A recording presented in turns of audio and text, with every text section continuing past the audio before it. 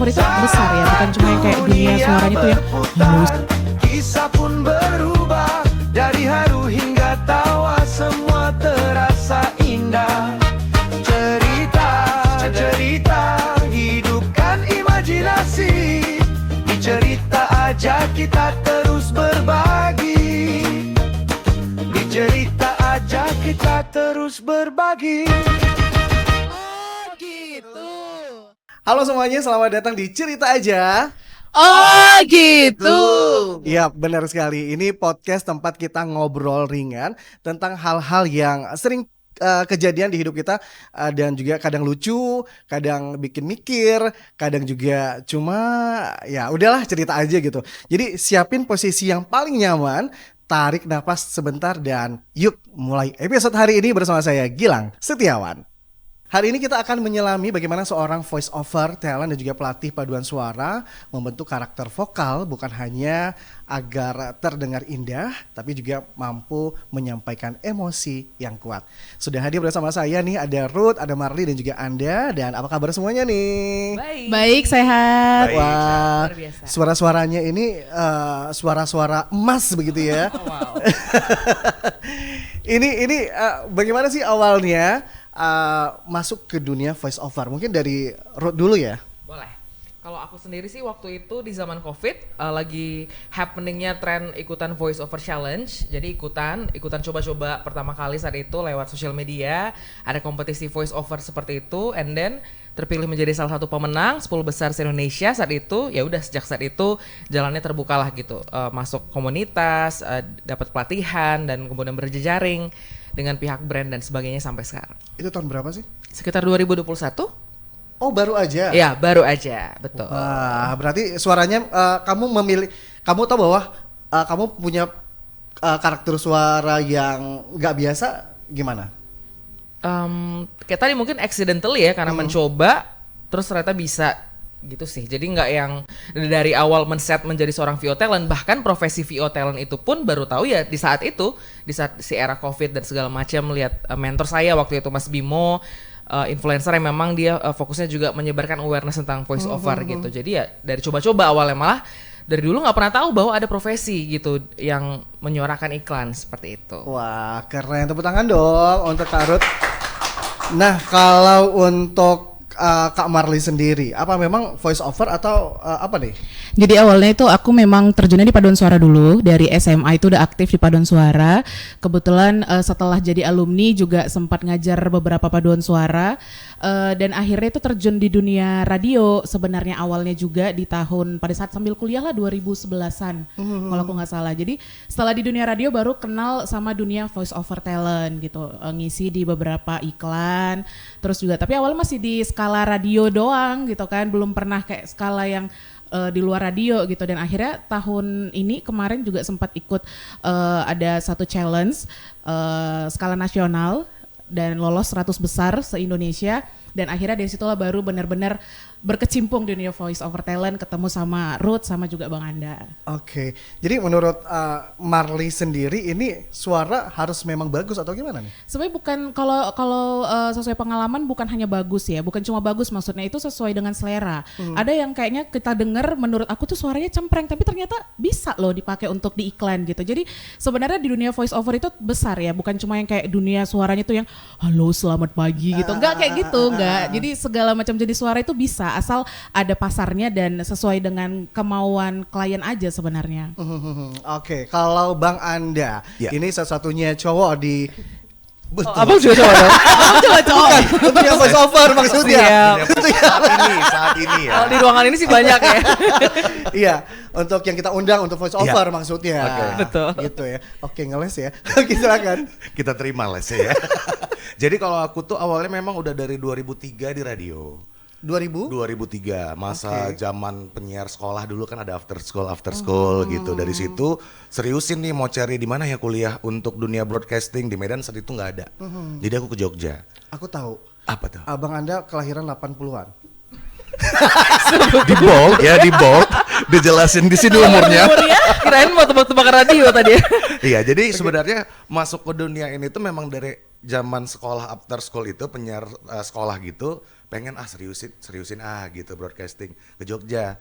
Serius untuk benar-benar dunia voice over itu sebenarnya setelah di radio sih. 2005 udah profesional radio, setelah itu yang namanya radio kan ada iklan. Dari situ kita belajar sebenarnya. Tapi ternyata semakin kesininya ya balik lagi. Saya malah lebih suka di voice acting sekarang, di dubber. Oke. Karena kan sebenarnya mungkin banyak orang yang nggak tahu kalau ternyata voice over, dubber sama voice acting itu kan hal yang sebenarnya sama. Basicnya, tapi caranya itu mungkin ada yang berbeda. Apa bedanya? Sedikit dari saya mau bayar dulu dong berarti. Nungguin Biasa nih, gitu padahal. ya kalau pelatihan bayar Kalau ya. misalnya kayak gini udah hitung-hitungan ya sepertinya ya. Nggak, jadi sebenarnya kalau dubber itu kalau saya pribadi nanti dari Ruth untuk voice over. Kalau dubber tuh sebenarnya lebih ke kita tuh yang awal tuh impersonate. Jadi sebuah karakter yang misalnya karakter itu sudah ada, gimana caranya kita ngebuat itu menjadi berbeda saat kita impersonate itu. Semakin banyak karakter yang kita pahami, misalnya saya memahami karakternya Abang nih, karakter Ruth, karakter yang lain. Kita bisa memerankan semua itu, termasuk gak hanya manusia ya. Jadi headphone, kita harus jadi headphone gimana, kita jadi mic gimana, kita jadi hewan maaf gimana gitu. Jadi lebih ke impersonate lah gitu, karena di emosinya lebih dalam kalau untuk dubber ini. Seperti itu. Baik. Ini bisa dikatakan bertiga ini adalah sudah senior begitu ya. Ya, Dari nggak segi berani usia bilang juga ya. Kalau dari umur iyalah ya. Udah senior. Nah, menurut kalian bertiga nih, yang pastinya teknik apa sih yang paling penting untuk para pemula? Siapa tahu ada adik-adik kita yang lagi dengerin gitu, lagi nonton, mereka juga pingin ngikutin jejak abang-abang kakak. Mungkin satu orang satu teknik ya, Boleh. biar beda-beda Oke, ya. ya. Kalau dari saya mungkin yang penting adalah artikulasi, yang jelas ngomong. Jadi kan ketika kita mempromosikan sebuah brand misalnya, jangan sampai kan salah gitu. Kadang-kadang kalau orang ngomongnya udah nggak jelas, pasti message-nya atau pesannya yang disampaikan tidak jelas. Jadi pemanasan, membuka mulut dengan lebar gitu ya, dan dengan jelas. Itu sangat penting sih supaya message dari brand tersebut itu clear nyampe ke audiens. Itu teknik dari Artikulasi, Kak Rod, ya. Kalau dari Kak Marley? Pernafasan itu juga penting banget, baik itu kita olah vokal mau itu untuk voice over maupun menyanyi ya. Pernafasan itu penting karena kalau misalnya kita ngomong sambil ngos-ngosan nggak enak ya. Kita juga dengar penyanyi kok kayaknya nggak terasa gitu tarik nafasnya karena dia belajarnya pernafasan. Makanya kalau dalam dunia announcer, voice over itu ada yang namanya olahraga sebenarnya disuruh. Kenapa kita disuruh olahraga? Karena untuk belajar pernafasan itu sih. Oke, ini kayaknya memang suara Kak Marley ini penyanyi ya. Iya. Ada aroma-aroma begitu gitu ya. Emang dasar penyanyi atau gimana nih? Dasarnya nggak penyanyi karena memang dari awal itu bentuknya paduan suara. Sebenarnya orang yang di paduan suara itu belum tentu bisa nyanyi solo gitu. Karena tekniknya berbeda. Ulang. Orang Karena yang pada dasarnya orang yang ada di paduan suara, ada di paduan suara, bisa paduan suara belum tentu dia bisa nyanyi solo. Karena kan Kenapa? kita di paduan suara nyanyinya berkelompok. oke. Ada pembagian suara gitu kan, ada sopran, alto, tenor, bass gitu kan. Sementara kan kalau solo dia harus bisa menguasai lah satu lagu itu dia sendirian gitu. Dan dari segi pembawaan, performance, aksi panggung juga akan berbeda gitu. Jadi tidak semuanya orang yang ikut paduan suara itu bisa bernyanyi solo. Begitu juga dengan penyanyi solo, belum tentu dia bisa ikut paduan suara. Gitu. Keren. Ini sebuah apa namanya? Edukasi penting. Iya, benar, Karena benar. kita kan di Medan juga kan. Benar, mungkin Jadi banyak nggak yang bisa nggak tahu. solo. Yuk. Kalau Bang Anda gimana nih Bang Anda? Kalau dari segi aku di dubber ya, sekarang itu gimana caranya kita, kadang kan banyak orang yang mau jadi mau ngedubbing sesuatu pengen jadi dubber tuh banyak sekali meniru yang sudah ada. Meniru yang sudah ada, jadi gimana caranya bisa jadi seperti dia gitu. Padahal sebenarnya dengan kita bisa memahami beberapa karakter emosi aja, itu bisa membuat kita berhasil dengan gimana pun jenis suara kita kalau dubber. Oke. Karena kita nggak pernah tahu suara kita tuh disukai orang atau tidak, kan kita nggak pernah tahu ya. Banyak juga misalnya ada orang yang pengen hanya menyebutkan 2 kata atau 3 kata dengan cara yang sama, padahal banyak emosi yang bisa dilakukan di situ. Baik marah, sedih, terus juga senang dan sejenisnya. Pokoknya kalau di dubber sih lebih kuasain emosi-emosi yang baik aja sih. Oke. Untuk ngejalaninnya. Jadi ini sangat berbeda dengan voice over dan juga dubber. Ini kalau misalnya Abang rekam untuk dubber suara, Iya. ini harus lihat ya. Betul. Acting dari yang dimainkan. Benar. Jadi kalau misalnya dalam sebuah project kita ngerjain video gitu, di video itu kan sudah ada pemerannya ya. Oke. Dan kita kalau dubber tuh memang kayak artikulasi, memang emosi sama mimik pasti. Nah, itu kan harus disamakan karena terkadang bahasanya mereka sama bahasa kita yang orang Indonesia, mereka cuma sedikit gitu tuh masih panjang gitu. Benar. Jadi gimana caranya kita kalau masuk ke voice overnya, scale-nya speed readingnya gitu. Jadi kurang lebih seperti itu. Oke. Susah nggak sih?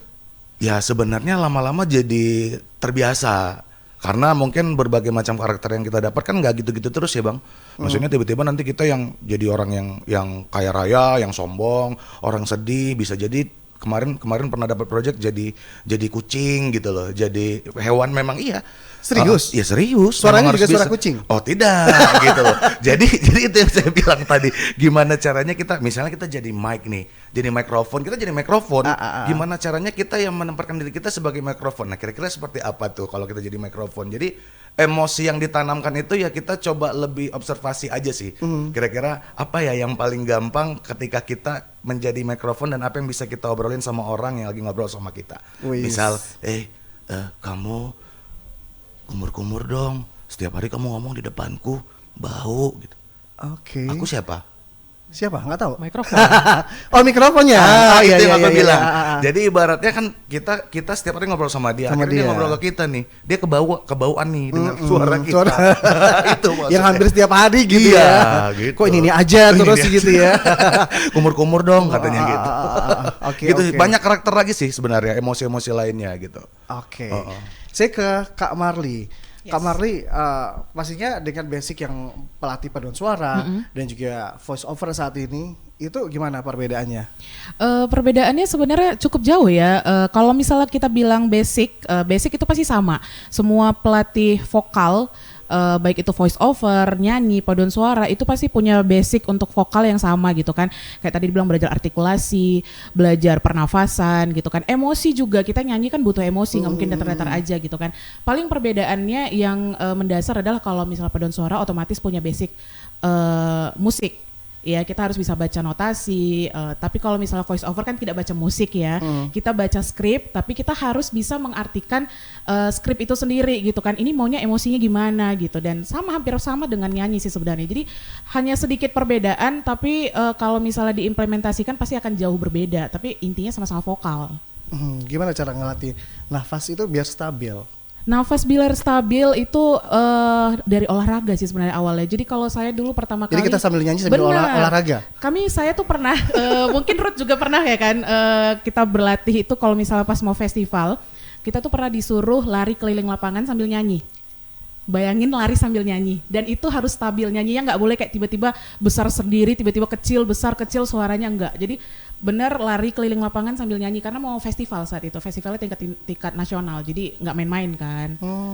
Itu latihannya yang udah ini sih. Itu yang latihan pada saat paduan suara. Iya benar, tapi kalau awal-awalnya tuh kayak sebatas sesimpel kalau misalnya kita disuruh pada saat itu ngeluarin suara S, tapi suaranya harus stabil. Kayak mana caranya S-nya ini dalam waktu 30 detik tapi nggak yang nggak kayak gitu, tapi kayak stabil dia 30 detik. Contohkan. Nyanyikan. Warming up ya. Udah tidak seperti dulu Oh, lagi nggak apa-apa, ya. Tapi ya Oke. itu tadi kayak aku bilang kan beda yang kayak Sambil lari dong. Sambil lari. Bisa pindah ya ke lapangan ya. Agak riuh ya. Agak riuh ya disuruh sambil lari, tapi kalau misalnya basicnya itu ya itu tadi lebih harus stabil, dia stabil, dan itu nanti akan mempengaruhi kalau misalnya kayak misalnya saya di radio gitu kan, cara baca skrip ngomong, gimana caranya kita ngomong satu opening itu nggak, walaupun ngomongnya panjang tapi nggak ngos-ngosan gitu. Jadi sebenarnya itu sih basic kalau dari pernafasan ya, karena itu basic yang benar-benar untuk baik nyanyi maupun ngomong, untuk voice over dan juga untuk penyanyi itu penting sekali sih. Oke, kalau Kak Ruth gimana? Apanya nih? Cara ngelatih nafas biar stabil, tahan lama. Tahan lama. Karirnya tahan lama. Benar juga. Iya. Bicaranya lama gitu kan. Betul. Nafasnya maksudnya Nafasnya. tahan lama. Betul. Gimana? Mungkin sama sih dengan Kak Marli, karena dulu saya basicnya juga waktu SMA sampai kuliah juga nyanyi ya, di paduan suara juga. Nyanyi gitu. juga? Di paduan suara Oke. gitu. Jadi mirip-mirip tadi pernafasan, Mungkin hal yang bisa aku bagikan juga ke teman-teman dari segi voice over adalah soal kemampuan untuk memberikan intonasi yang berbeda gitu. Misalnya kayak tadi dibilang satu kalimat misalnya RRI Medan dengan berbagai intonasi. Kadang-kadang itu klien ketika kita lagi rekaman akan men-challenge seperti itu. Misalnya apa nih tagline-nya RRI Bang? Di-challenge balik. Apa? Ini beda-beda. Ada Pro 1, ada Pro 2, ada Pro 4. Oke. Mungkin yang salah Kalau satu misalnya tagline-nya RRI ya sekali di udara tetap di udara. sekali di udara tetap di udara. Nah, kadang-kadang tuh klien bisa minta coba dong Mbak kalimat yang sama ini diminta 5 intonasi yang berbeda. Coba. Tadi sekali di udara tetap di udara. RRI. Sekali di udara tetap di udara. Sekali di udara tetap di udara. Sekali di udara tetap di udara. Sekali di udara tetap di udara. Sekali di udara tetap di udara. Oke. Jadi ada penekanan. Tepuk tangan misalnya- dulu dong untuk Kanut. Bisa kita mainin misalnya apakah nada suaranya dinaik turunkan, di kata yang mana kita penggal, kata yang mana kita tekan seperti itu. Nah, kadang-kadang kalau misalnya kita belum lihai di situ, ketika klien minta opsi 5 intonasi berbeda, 10 intonasi berbeda, kita bisa stuck kan, diapain lagi ya kalimatnya, kira-kira seperti itu. Nah, dan untuk melatih itu memang tadi sering-sering dipraktekin dan sering-sering mendengar juga iklan yang lain. Jadi kalau misalnya banyak orang yang ketika nonton iklan suka nge-skip gitu ya, kalau lagi nonton TV, iklan malas skip. Kalau VO talent suka nonton sih, ditontonin karena Dengerin sampai memang habis ya. betul, karena memang nyari referensi atau misalnya tebak-tebakan juga ini suara teman siapa nih, temanku yang mana nih yang dapat si project ini kemarin kayak gitu. Oke. Jadi ditontonin tuh kalau iklan. Kak Ruth sudah kita challenge. Saatnya Kak Marley gimana? Lari. Dengan lima Oh itu nasi tadi. Iya. Kirain di challenge lari. Apa ya. nih kalimatnya apa? Kalimatnya apa? kalimatnya apa ya? Oh, Pro 1 kanal inspirasi. Informasi dan Informasi dan inspirasi. Ya, oke. Pro 1 kanal inspirasi dan Kanal informasi dan inspirasi. kanal informasi dan inspirasi. Pro 1 kanal informasi dan inspirasi. Pertama. Pro 1 kanal inspirasi dan informasi. Pro 1 kanal inspirasi dan informasi. Terbalik. Oh iya terbalik ya. Pro 1 kanal informasi dan inspirasi. Pro 1 kanal informasi dan inspirasi. Satu lagi ya. Pro 1 kanal informasi dan Pro 1 kanal informasi dan inspirasi. Oke. Nggak ada teksnya ya. Karena kita kalau mau teks sesuatu tuh kan memang udah harus ada teksnya. Bener. gitu. Apalagi Mohon dicoba dimaklumi kali ya. Kalau impromptu ya soalnya. Biasanya pakai teks. Iya. Bang Anda silakan. Ya sebenarnya sama kalau lebih ke dabernya ya kita tadi kayak emosi tadi. Kalau voice over tuh kan memang sebenarnya tone yang berbeda-beda. Tapi kalau dabernya ya balik ke emosi tadi. Misal kalau misalnya marah gimana nyebutnya, kalau misalnya senang gimana nyebutnya, sedih Kalimat yang gimana. sama bisa di breakdown ya. Kalimat yang sama bisa dimainkan gitu. Oke. Masih di cerita aja. Oh gitu. Di cerita aja kita terus berbagi.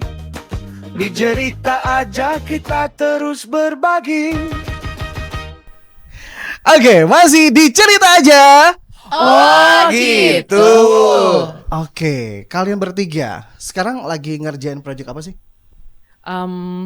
Mungkin Bang Anda dulu.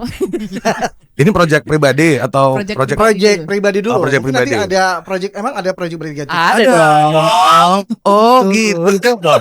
Iya, gitu. Surprise-nya di ending ya. Terus di ending. Bang Anda. Jadi kalau aku secara pribadi memang kan aku kan full time daber ya. Setiap bulan itu pasti tetap ada project jalan dan gak habis-habis. Bukan berarti ada terus ada kosongnya juga. Tapi kalau saat ini yang lagi dikerjakan tetap aku lagi isi dubbing untuk drama. Itu ada Turki sama Cina. Terus juga ada project mungkin yang paling dekat ini mau ngisi dubbing untuk iklan layanan masyarakat dan itu di luar kota. Gitu, jadi take-nya itu harus di luar kota, nggak boleh di Medan. Karena kebetulan kan kalau kayak kita ini masih sering ada casting ada casting kita ikut akhirnya kita dapat atau menang gitu ya kita dapat pitchingan itu kita harus berangkat ya kita harus berangkat. Kalau misalnya remote kita remote. Jadi kalau aku pribadi dubbing project untuk drama masih jalan sama ya dubbing VO sekaligus iklan layanan masyarakat. Aku salah satu pecinta yang suka dubbing untuk yang drama Cina. Drama Cina. Nah. Oke. Dubbingnya atau penontonnya nih bang? Penontonnya. Oh, penonton. Oh penonton ya, nonton. Sukanya yang gimana? Tadi kaget kan? Sengaja. Gitu. Oke, jadi saya pecinta dan berarti suara abang itu ya? Sebenarnya kalau dibilang suara saya aja enggak lah. Satu Indonesia ini bahkan ya banyak. Tapi bahkan sekarang itu udah mulai lebih banyak lagi dibanding mungkin let's say 3-4 tahun yang lalu. Kalau 3-4 tahun yang lalu memang masih sedikit. PH-nya juga masih sedikit untuk di Indo. Tapi sekarang udah hampir banyak. Jadi kalau dibilang suara saya aja enggak banyak. Tapi seenggaknya ya udah lumayan ada 1000-an lebih lah episode. Selama 2,5 tahun belakangan. Oke, jadi itu ya suaranya dia gitu. Oke, kalau Kak Marli gimana? Aku sekarang Projectnya. kalau untuk pelatih paduan suara kebetulan memang masih ada beberapa ngelatih paduan suara di sekolah sama di gereja juga kebetulan. Kalau untuk project voice over baru-baru ini juga lagi megang project promosi kebudayaan sama salah satu komunitas di Sumatera Utara ya, bukan Kota Medan, Sumatera Utara. Itu lagi jalan. Itu aja sih untuk sementara ini sama ya pekerjaan sehari-hari masih menjadi announcer dan pelatih paduan suara. Oke, sip. Kalau Kak Ruth? Kalau aku saat ini lagi menunggu revisian, kabar revisian dari waktu itu voice over untuk materi pelatihan di Bank Indonesia. Kemudian ada juga lah iklan yang dilakukan secara remote. Jadi selain itu sih belum ada ya secara voice over. Jadi jika ada klien yang bersedia ya, sekalian Promosi sendiri ya. Nomor Jadi di bawah waktu ini masih ya. cukup lowong. Bener. Ini bisa pasti pada banyak yang penasaran ya. Kak Ruth ini adalah voice over untuk salah satu Iklan sirup, ya. Benar, iklan sirup. Tidak boleh promosi. Bisa di ini. Merek. Harus masuk dulu dong ya. Oke, berarti salah satu sirup lah ya. Di iklan Ramadan tahun 2023 sih sebenarnya. Oke. Iya. Baik. Kalau untuk yang bertiga lagi project apa nih? Kok nggak bagi-bagi? Lagi ada yang seru kayaknya. Kok nggak bagi-bagi Silakan, sama Bang Anda.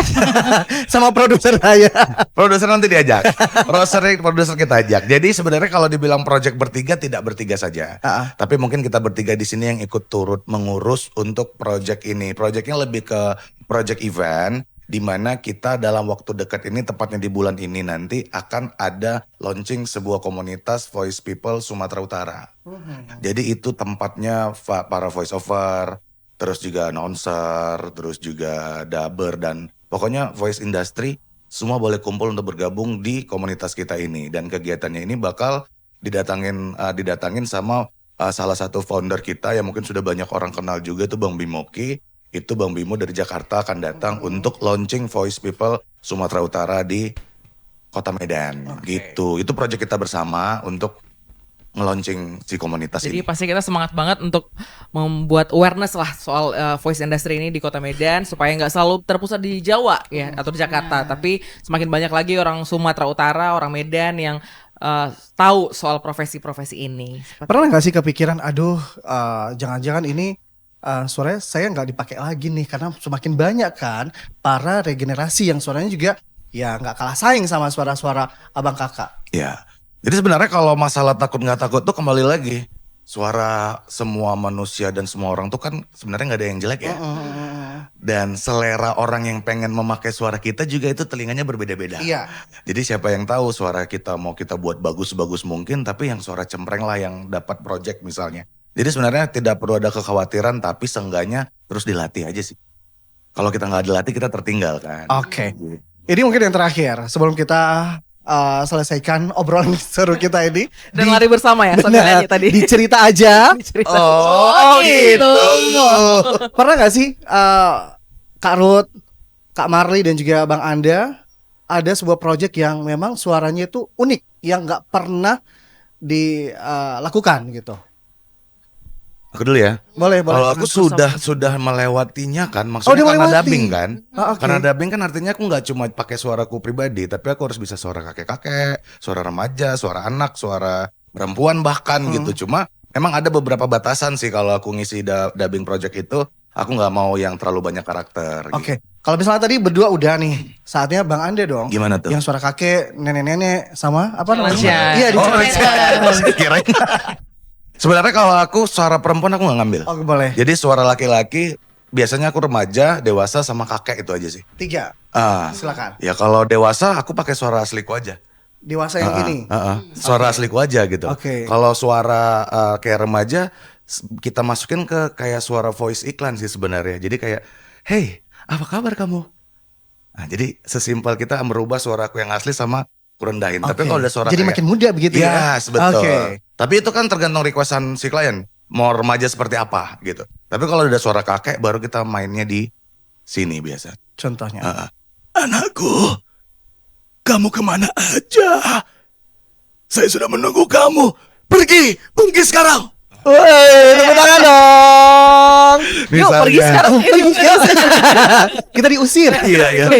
Kalau Kak Marley bisa? Kebetulan kalau dulu aku di radioku yang dulu ya awal-awal tuh sempat ngisi dongeng karena kita ada program dongeng anak. Jadi setiap Sabtu Minggu itu pastinya anaknya yang asli ada 1 orang, tapi sisanya ya kita lah ya yang bantu mengisi kayak ibu, suara abangnya, kakaknya gitu, atau kadang-kadang kayak dongeng yang kayak suara kancil, suara harimau, tapi ya tetap pakai suara biasa sih sebenarnya. Jadi cuma dari situ aku belajar untuk kayak dibilang Bang Anda tadi, belajar emosi, belajar menempatkan diri lah. Kalau sebagai ibu suaranya pasti lebih kayak berwibawa gitu. Iya nak, jangan gitu lain kali ya. Yang biasa kita bilang iyalah jangan kayak gitu gitu kan. Tapi kalau kayak suara anak-anak kayak "Mak, mau makan." Nah gitulah istilahnya. Tapi sesimpel itu sih. Kalau kayak yang aneh-aneh kayak Bang Anda itu memang belum pernah. Karena memang dunianya tidak di situ gitu. Kak Ruth gimana? Kalau aku mungkin challenge itu akan terjadi secara natural dalam proses casting sih. Maksudnya jadi ketika itu challenging dan mungkin let's say aku paling challenging itu kalau misal dapat project yang harus suara cheerful atau remaja. Karena memang bawaannya berat, biasanya ya udah dalam proses casting nggak dapet biasanya. Itu kan challenging ya. Wah nggak jadi nih gitu kan. Nah kemudian juga misalnya dulu waktu awal-awal juga ngambil project iklan yang bahasa Inggris atau company profile yang bahasa Inggris sempat nggak pede saat itu ya karena merasa cukup bisa nggak ya, karena kadang-kadang klien misalnya pengen yang harus fluent banget kayak native gitu. Akhirnya waktu itu men-challenge diri, oke, belajar lagi pronounce, ambil private untuk lebih mengenhance lah pronounce dan segala macam. Jadi menurut aku challenge-challenge tadi memang harus kita kasih waktu aja sih untuk belajar lebih lagi gitu. Termasuk tadi kayak si intonasi remaja dan segala macam agak susah, tapi ternyata ada juga kok project yang bisa dapat juga akhirnya gitu. Oke, berikan tepuk tangan dong untuk bertiga ini, luar biasa suara-suara emasnya. Dan begitulah perjalanan suara hari ini dari resonansi, karakter hingga harmoni yang menyatukan kita semua. Terima kasih sudah setia bersama kami. Sampai bertemu di episode berikutnya di mana cerita baru akan kembali bersuara. Kalau kamu menikmati episode ini, jangan lupa follow podcast Cerita Aja, oh gitu, dan bagikan ke teman-teman pecinta seni lainnya. Sampai jumpa di episode berikutnya. Saya Gilang Setiawan. Sampai jumpa. Cerita aja kita terus berbagi. Cerita aja kita terus berbagi.